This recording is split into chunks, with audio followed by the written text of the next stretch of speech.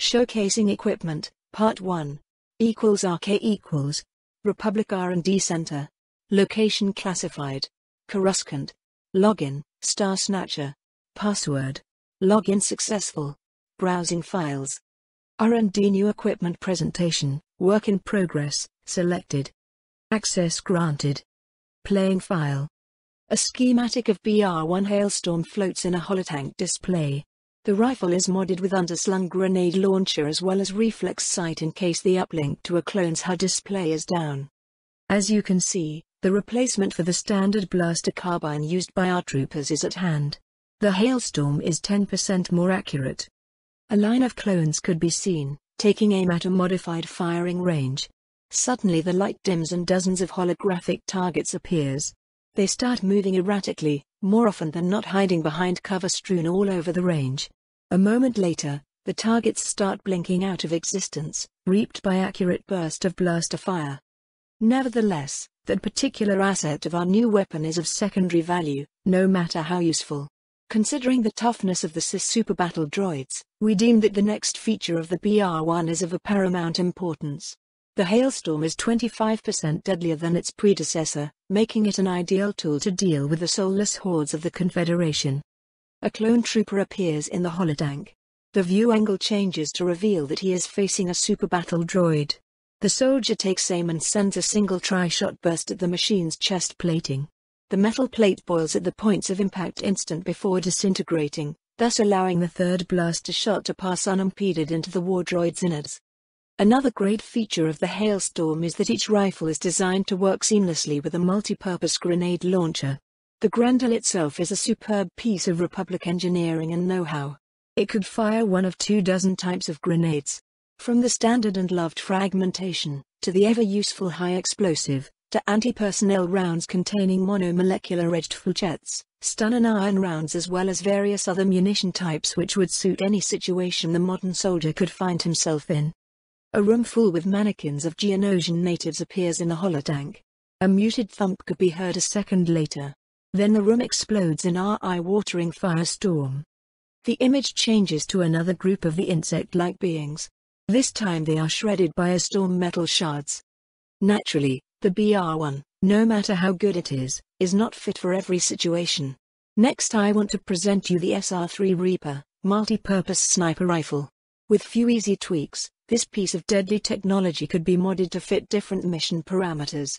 From anti-material work, the view changes again, showing a standard CIS APC moving over a rocky road. Kilometers of empty tundra could be seen on both sides of the third-rate motorway. Suddenly, the armored transport is hit.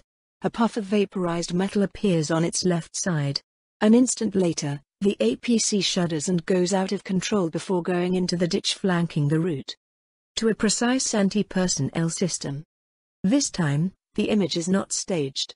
It shows a DROS clad in long coat, arriving on a landing pad, where an advanced-looking starfighter awaits him.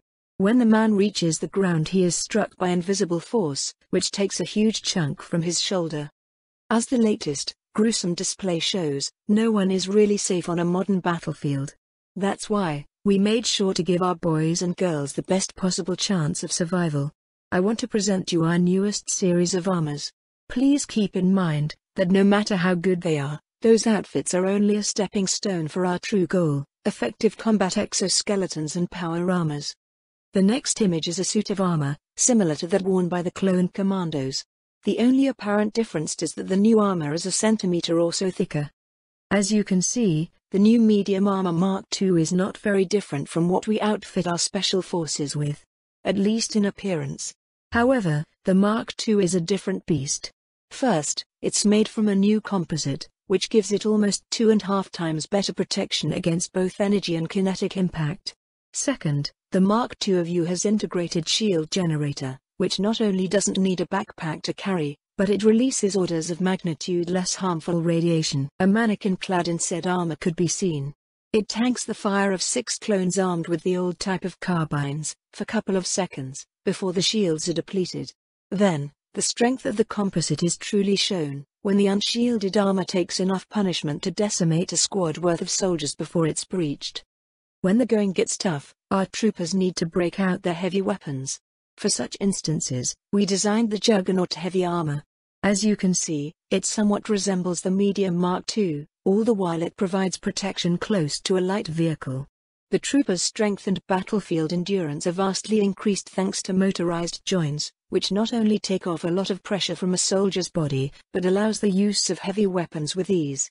Further, the Juggernaut integrates much more powerful shields and can carry various other equipment. For example, a portable jammer, AA or AD missile pack, high-powered comm equipment. The next image shows a 2 meters tall behemoth of gleaming metal. He carries a heavy laser cannon. He has a backpack with 2 vertically launched AA missiles. Next, something for our scouts. The Ghost armor. It is lighter than the Mark II, though it features the same shield system. What makes this outfit a unique piece of equipment is its purpose. Thanks to built-in sound dampeners and thermo-optic camouflage field, the Ghost armor renders its wearer virtually invisible.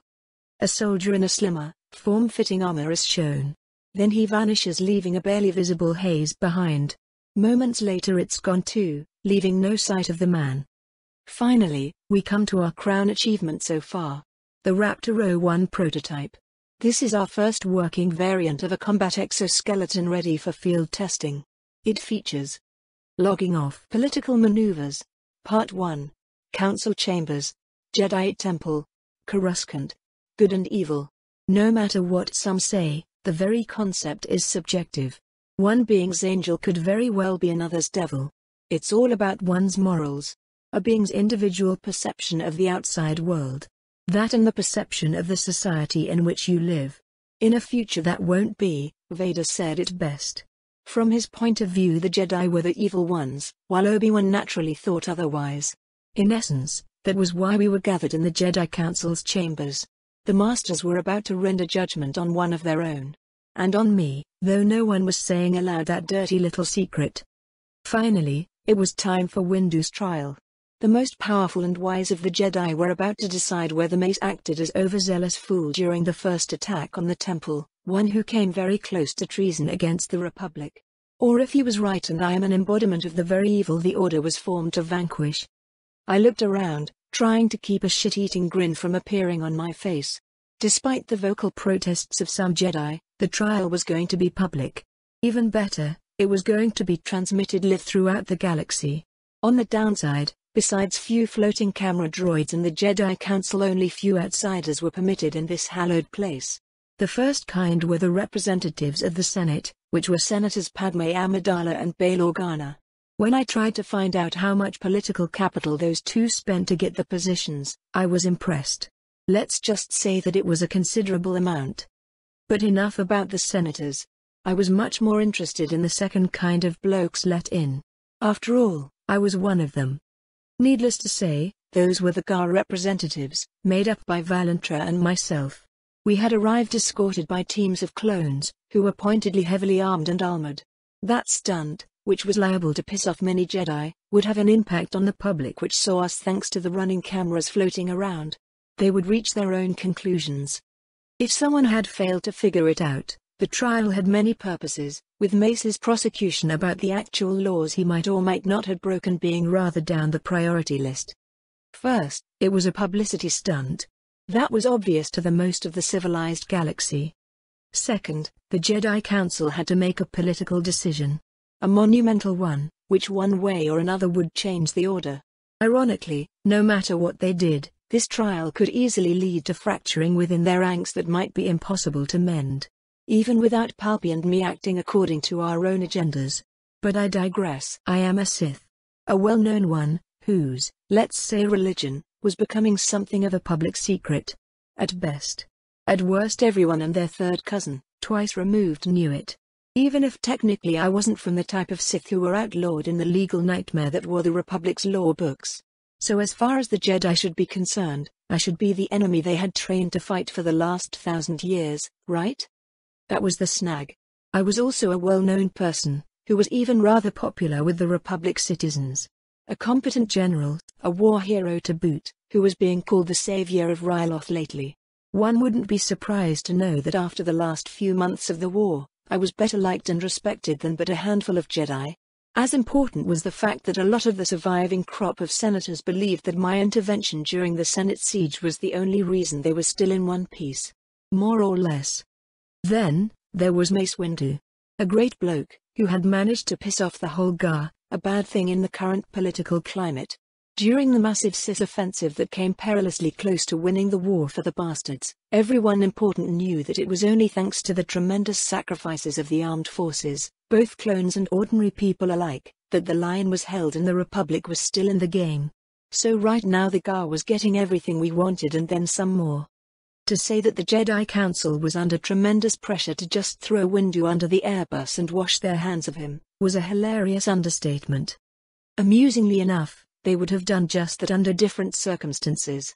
Nevertheless, there was one snag with that course of action. Doing so would be admitting to themselves that I wasn't the evil Sith TM out to conquer the galaxy, slaughter the Jedi and corrupt everyone in sight, and not necessary in that order. Which would piss off the conservative fraction of the Order, who were supporting Windu while believing that I must be stopped at all cost. To make things worse for the Council, that was not an insignificant number of the Jedi at large. The only reason I hadn't had more confrontations like that with Windu was that the Jedi were spread thin across the galaxy. On the other hand, there was an increasing and influential minority of men and women within the Order who were at least neutral towards me if not downright friendly. Obi-Wan, Shark T, Elias Sakura, Plo Koon, just to name a few.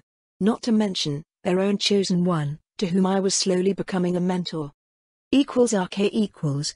The doors of the council chambers slid open again, halting my train of thought. Master Yoda slowly walked in, followed by the towering figure of Ki-Adi-Mundi. The Grand Master's cane was clattering ominously on the metal floor in step with his ponderous gait.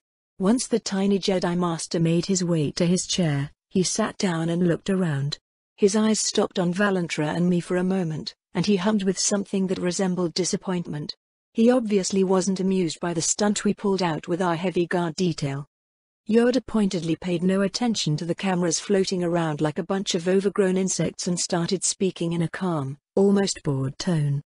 Gathered today we are, one of our own to judge, he came straight to the point, without wasting any time. Mace Windu, brought in will be, Yoda ordered. Moments later the doors hissed open again, revealing two faceless masks. They belonged to a pair of temple guardians, escorting the Jedi Master in. Windu strode in, clad in simple brow robes. I would give him that, he had an aura of power around him. To the ordinary spectator he would appear sure in the outcome of the trial. There was no sign of worry or apprehension in the way he was carrying himself. As if he wasn't the one on trial today. Perhaps it was an act. Or he simply believed strongly enough in his cause, knowing deep within his heart that it was a just one, the right one. When Mace was in the center of the chamber, surrounded by a quartet of guards, the show really started. Mace Windu, you stand accused of grave misconduct.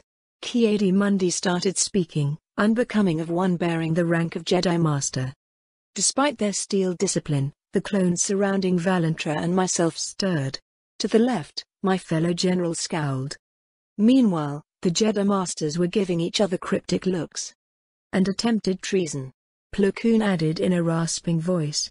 I could sense the surrounding clones calming down, glad that the Jedi, who still were the bulk of their highest-ranking commanding officers, didn't just betray them out of hand by ignoring Windu's near treason. As for myself, I had to suppress a grin. The game was finally afoot. How do you plead? Asked Kenobi. Obi-Wan looked calm, almost serene, the epitome of a Jedi Master. However, for someone who actually knew the man, like myself, it was obviously that he was on edge. Kenobi knew better than most what was at stake during this trial. Windu looked each of the Jedi Masters in the eyes for few moments. If doing my duty, protecting the citizens of the Republic and my fellow Jedi from the very threat this order was formed to combat is counted as treason today, then I plead guilty. Mace's voice thundered around the chamber. Suddenly it was quiet. Deafeningly so. The force was shifting wildly around us, like a nervous animal. It was biding its time, waiting. It was a whisper, almost beyond one's capacity to hear. It was a promise for boundless possibilities. And it was all centered around Mace Windu. I blinked, my eyes widening in understanding, something mirrored by some Jedi Masters. In this force-saturated place, we were able to perceive the edge of an ability one must be born with. A gift Mace had. We were sensing the outer edges of a shatterpoint. One concentrated on the trial we were participating in. Windu could see it, perceive its very nature in a way none of us ever could.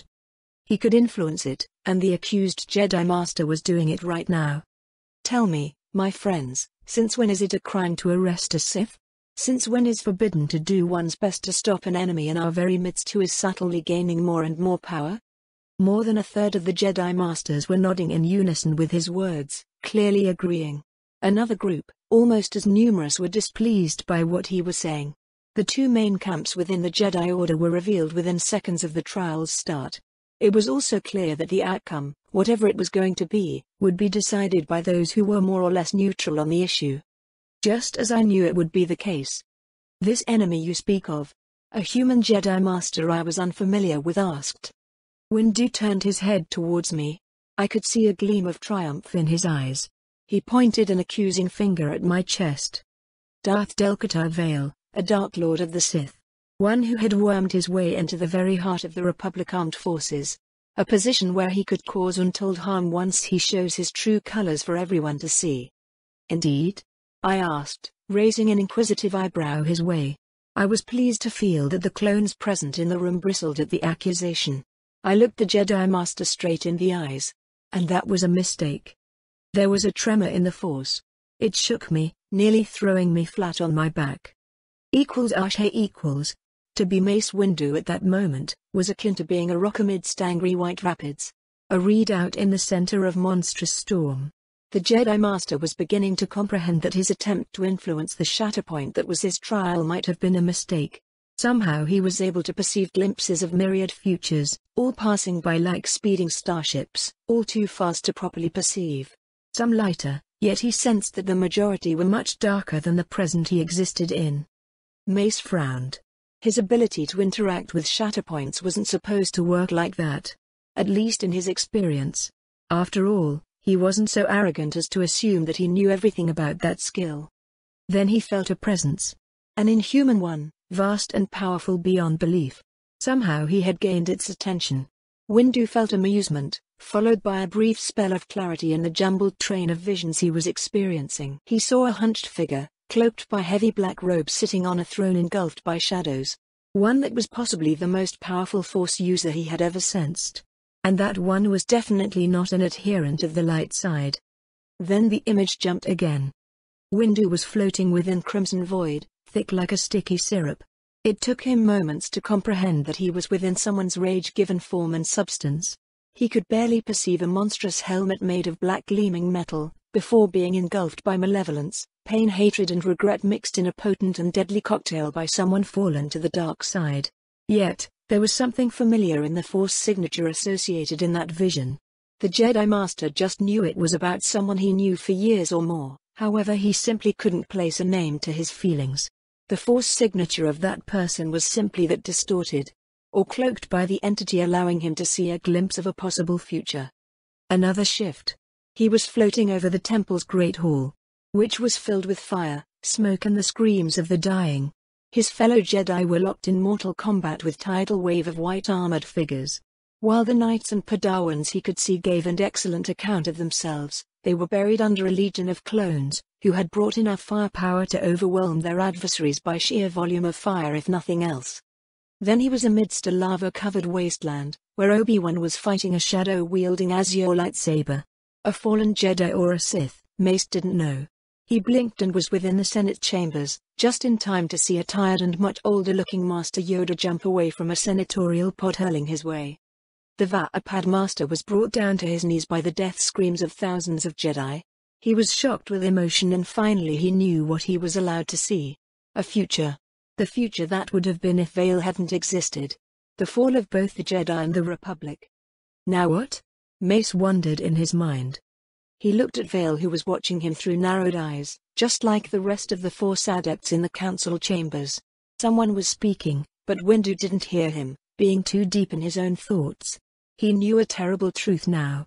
Without the changes Vale brought, the Jedi would be all but annihilated in the future, and the clones would play a part in that. Now there wasn't a clear path to the future. Everything was in flux, changing too fast to glimpse anything beyond vague traces of danger. Yet Mace couldn't help but wonder whether the fate Vale had in mind for the Jedi was better or worse than the fall he was just warned about. He stood up and turned towards Yoda. Mace Windu had a decision to make. Political maneuvers. =RK=. Part 2. Council Chambers. Jedi Temple. Coruscant. I don't really know how I stopped myself from tearing into that criffing prick Windu when it became obvious what the bastard was trying to do. Sheer incredulity was part of it for sure. It has been ages since I encountered someone who actually could influence Shatterpoints. And I had no bloody idea that Windu was one of those people. Second, the episode was over as fast as it began, obviously in failure. We all could feel a wave of backslash passing through the Vapad Master. Which served him right. How the damn Jedi thought that he could get away with it if he had actually succeeded is beyond me. Not with a lot of the counselors present in the flesh. Unless they liked the outcome and decided to cover it up. Needless to say, my opinion of the Jedi, whose only reaction was to give Windu a bunch of disapproving glares, didn't endear them to me. Master Windu, I hissed through clenched teeth, in the future, keep your Force abilities to yourself. Indeed. Rumbled Yoda, who narrowed his eyes at the accused. More of that, have we will not. The Grand Master ordered in a tone of voice I had never heard him use in the movies. Though it wasn't that surprising, given that this was the real thing after all. Around me, both Valentra and the clones stiffened. While they could only guess what had just happened, the very idea that Windu could have used his sorcery on such an occasion was pissing them off. The way my men tightened their grip on their weapons was telling. Windu looked around with a pained expression on his face. The coiled cloud of tension that had descended over the council chambers with his entrance tightened even move as he opened his mouth to speak. To my, and a lot of other people's surprise, Windu proved that he was a Jedi Master and a council member for a reason. My fellow Jedi, it appears that I've lost my way as of late, he spoke in a voice dripping genuine regret. Which was actually something I didn't expect from my brief acquaintance with the man. In my perhaps overzealous pursuit to protect all we hold dear, I came close to tearing apart the very republic we are sworn to protect. That was almost as clear an admission of guilt as one could have expected. The Jedi round us stared at their colleague, wondering where he was going. So did I. While I can't help but wonder what future lies ahead of the Republic with the Sith at the helm of its armies, one fact remains unchanged. So far, all of General Vale's actions had been for what he sees as the best of our nation. Oh, boy. Wasn't this a nice, ambiguous speech? While not said, it was implied that my vision for the Republic's future might not be to the liking of either the Jedi as a whole or the power brokers actually running the whole corrupt mess. He was right about that, but that's another story. At the time I took what I believed to be the right course of action for us all. That's all I have to say for myself. I leave myself to the fair judgment of this council. Windu finished his short speech with a deep bow in Yoda's direction. All eyes turned towards the Grand Master. The ball was in his court. =RK=. Shakti felt like massaging her forehead. The abrupt change of tune that Mace has after toying with his Force-given abilities, was going to create more problems than it would solve. But more importantly, unless she was very much mistaken, Windu had glimpsed something during his ill-advised attempt to influence the future in his own favor. While he still implied that Vale was at least a potential danger, a person from whom both the Jedi and the Republic as a whole should be wary of, for at least some, the Jedi Master's words would be viewed like an endorsement for Del-Qatar. In just a few short sentences, Windu had poured fuel on the flames of both Vale's supporters and the hardliners who viewed him as the greatest threat to the future. Though in the end, Shakti knew that unfortunately most beings would hear whatever they wanted to in Mace's words. T stole a brief glance Del-Qatar's way, seeing him scowl at Windu. She felt relieved that Vale didn't attack her fellow Jedi Master when Mace criffed up with his Force abilities. It wasn't like the Sith wasn't provoked, if the way he had reacted was anything to judge by. Such a disaster didn't bear thinking about. Though the usually suppressed part of her that was the evolved predator couldn't help but wonder who would have won if those two went toe-to-toe against each other. At those thoughts, she had to consciously prevent a quiet growl of anticipation from escaping her lips. =RK=. Master Yoda had a dilemma to solve. All because Mace had decided to act like a blithering imbecile. The ancient Jedi Master was sorely tempted to use his cane on the much taller human's shins. Criffing kids these days. He haven't been in such a mess in centuries. A quiet rumble escaped Yoda's lungs. Difficult it is. Served faithfully the Republic, you have. He used his cane to point at Windu's chest. Many conflicts resolved, you have. Many lives saved, you have. Yoda's ears drooped in a sign of regret, while he wondered why the younglings like Mace just had to act so rash. Yet, the Grand Master trailed off, glancing from Vale to Windu. Yoda was well aware of all facets of this trial. Of all the hopes riding on it, all the expectations and the incredible potential for disaster. Worst of all, no matter what one might have expected, his hands were mostly tied. It wasn't right, yet the trial wasn't about justice or guilt, though there was plenty of both to go around. No, it was about both Jedi and Republic politics. There was a schism within his own order, one Yoda didn't see coming when he had decided that Vale wasn't their enemy. And he should have. After all, Yoda had been the one to train the Jedi. The one who shaped the Order for more centuries than he wanted to count. Only to be blindsided by an impossibility. A Sith that may not be an enemy. A logical impasse, which was undermining the foundation of the current Jedi Order. Yoda closed his eyes, opening himself to the Force, searching for guidance.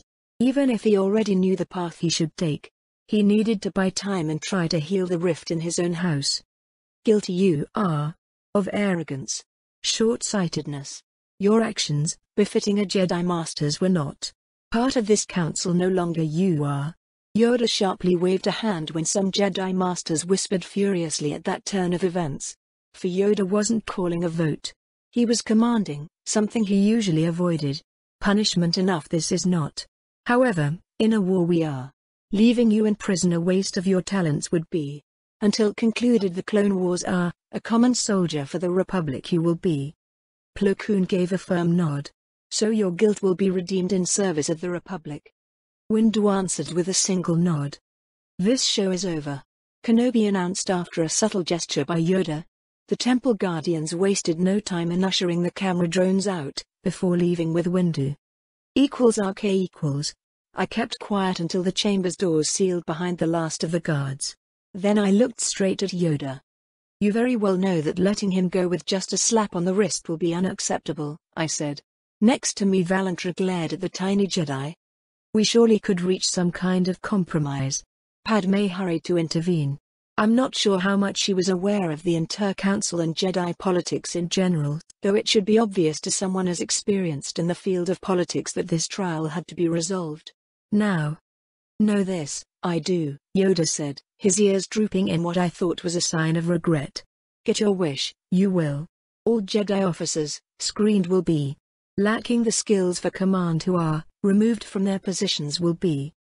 Valentra glanced my way and I gave him a nod. That will be acceptable for the Army and Navy. Won't such an act be very disruptive? Asked Bale. It was a good question. It will. However, in the long term, we will be much better for it. There were many instances so far that Jedi officers of all levels made critical mistakes, both tactical and strategic. That's not something that we could allow continuing. Some Jedi Masters looked like they approved. Others were unreadable, however the glares sent our way by about a third of the council was enough to give me a good idea what they thought of our agreement. In the end they kept their mouths shut, deciding that enough of the Jedi's dirty laundry had been flashed in public for the time being. Though I just knew those folks would be a pain in my ass in due time. Well, now that's settled, you all know what follows. I smirked, letting some of my amusement show.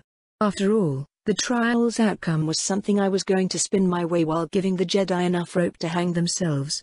A meeting with our friends of the media, Kenobi grunted. Inevitable it is, muttered Yoda, in a tone making it clear to us all that he wasn't looking forward to the meet and greet with the vultures. The two senators in our midst looked at each other, wondering what the problem with meeting the media was. After all, that was something both of them had to do often enough. =RK=. The Great Hall. Jedi Temple. Coruscant. We made our way to the temple's gates, where a small mob of reporters awaited us. That part of the galaxy's scum was kept at bay by a cordon of clone troopers and temple guardians. I didn't need the Force to know that the security forces' tempers were already fraying while they were trying to contain the newsies. I put my best fake smile on my face and strode forward. Valentra moved to my right, schooling his face in a mask of calmness. We let the majority of the Jedi Masters in our wake, while they were striding slowly forward, refusing to show themselves as anything but dignified. Well, except Shark T and Obi-Wan, who hurried ahead of their fellows to join us. To be fair, I wasn't really sure if it was a sign of support or if they wanted to be near in order to mitigate any damage the inevitable interviews were about to cause. I nodded at the clone lieutenant commanding the trooper detachment at the gates, and as was pre-arranged he ordered his soldiers to make way.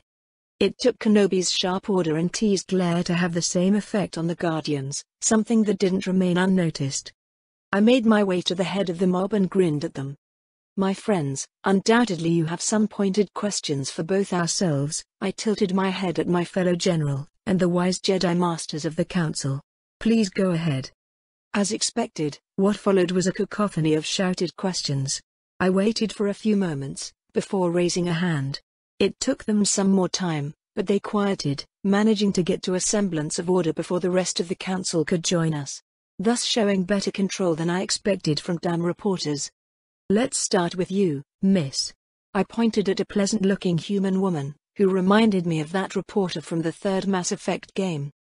Tony Lawn, from Galactic Press. General Vale, our viewers would like to know the Army's position on the Council's decision. Further, some of them have concerns about a Sith being the nominal head of the Republic's field forces in these dark times. Miss Lawn, first I can assure you that the Sith I associated with all those years ago are nothing like those you are most familiar with. I'm speaking of the same so-called Sith who were outlawed during the Ruusan reformations. The same Sith who are in league with the Confederacy of Independent Systems in their dastardly scheme to plunge the whole galaxy into war. I paused for a moment, to let my words sink in and better judge the emotions of the small crowd. There was curiosity, anticipation, a lot of cynicism, as one would expect from reporters, and not a small amount of fear after all that had happened. At least those were the strongest feelings of the gathered beings before me. It was something I could work with. What some of my detractors whisper in the dark is true. I let those words hang in the air. The pause was just enough for Padme and Organa to join us, shortly followed by the rest of the councillors present on Coruscant. During the Great War one fought for the Empire. In that conflict I killed both Jedi and Republic soldiers. However, that war has been over for a long time. The very Empire I served, the Republic that was its archenemy, and even the Jedi Order have been gone for millennia. The Republic I now serve is the legitimate galactic government. I paused for effect. In all the years I've lived, one thing hasn't changed. I still continue to fight for imposing order and stability onto the galaxy at large, just as the Grand Army and this very Republic does. Even as we speak, both clones and ordinary people alike bleed and die for this same ideal. I waved a hand, encompassing both Valentra and the clones escorting us.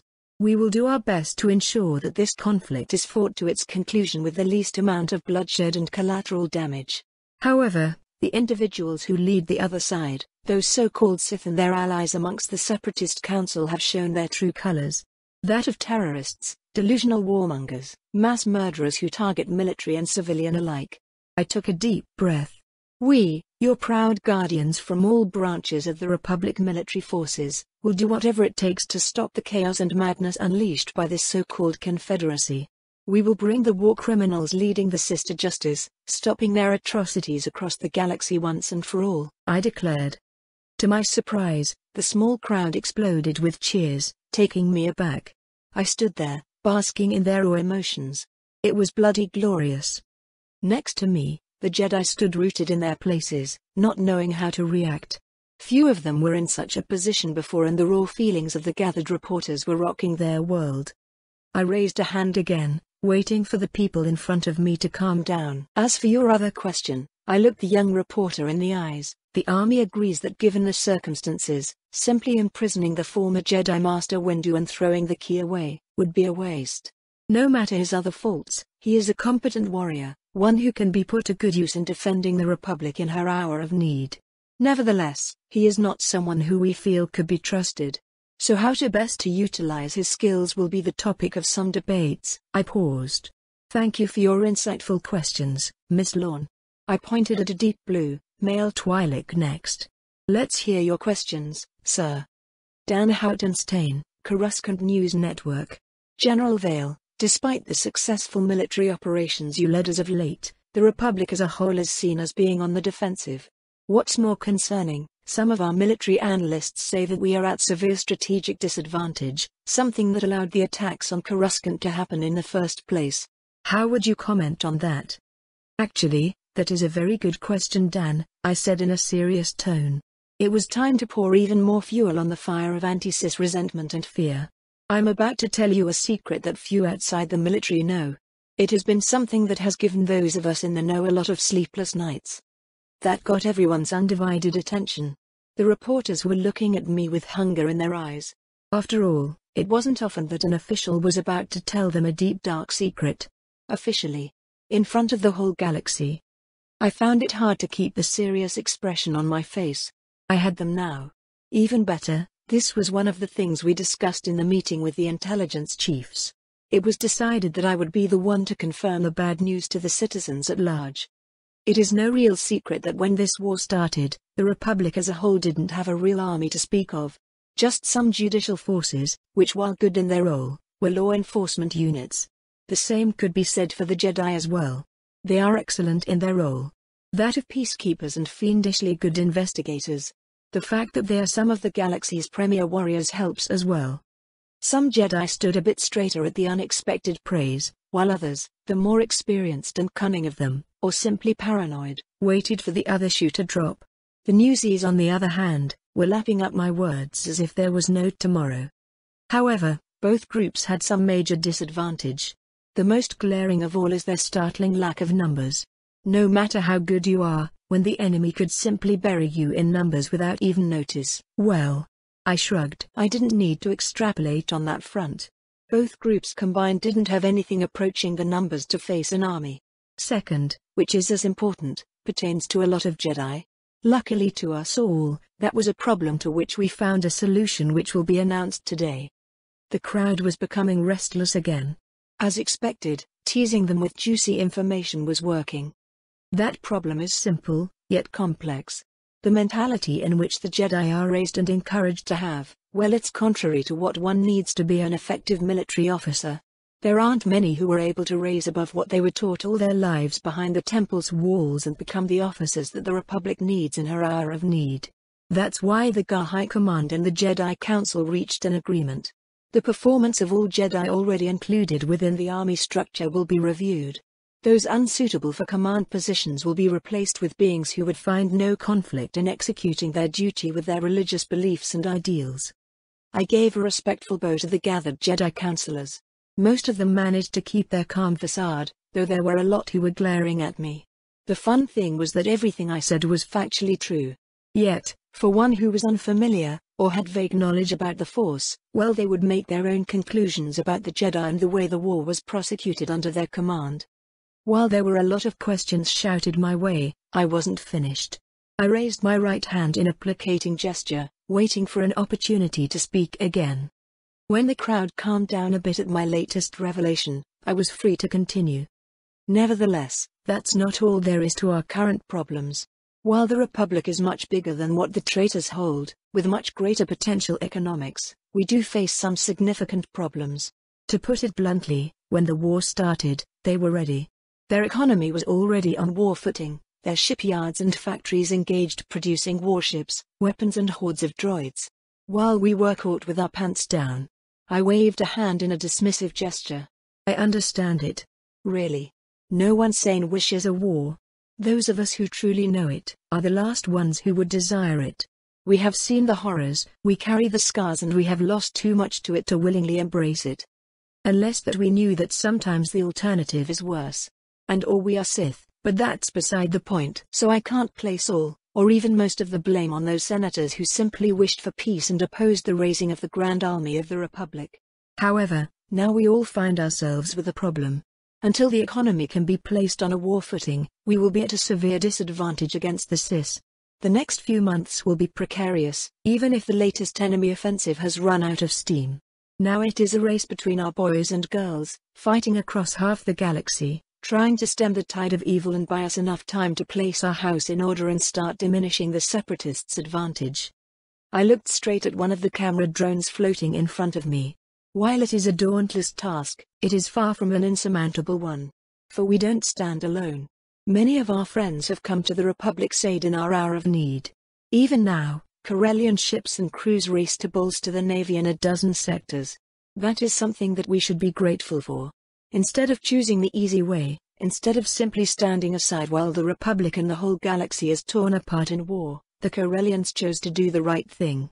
To risk life and limb to oppose the genocidal madness of the Cis. And, that my fellow beings is something that should both humble us and make us forever grateful for their example. That interview was going to have major consequences across the galaxy. For both the beings who were present there in person and the masses who watched it on the holonet. Ki-Adi-Mundi carefully studied the gathered reporters, while the various beings were wildly cheering Vale. He couldn't help but wonder if this was a foreshadowing of things to come. The general was an increasingly popular man, one who was on his way to becoming indispensable for a republic struggling with enemies from both outside and within.